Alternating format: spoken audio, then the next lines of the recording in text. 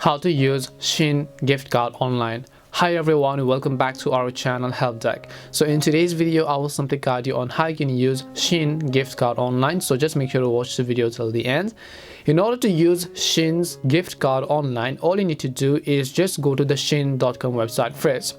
And in order to be able to use your card, you have to use as a payment method during the checkout process. So which means that you have to apply the gift card. To do this, first of all, just add the products that you want to buy to your cart, right? So let me just select one of these few products over here. Once you select a specific product and then add them to your bag, then just click on the bag icon from the top right hand side, as you can see. Then once you go to your cart icon, you'll find all these options, right? So just make sure to confirm your order here, and then on the right hand side, click on the button that says checkout now. And then once you go to the checkout page, is basically where you have to enter your shipping address. But if you look on the right hand side, you can enter your coupon code, you can enter your Shein points, and then you can enter your gift card number. And this is exactly where you want to enter your gift card code. And then if your gift card is valid, you can apply it and the balance will be successfully added to purchase this product over here.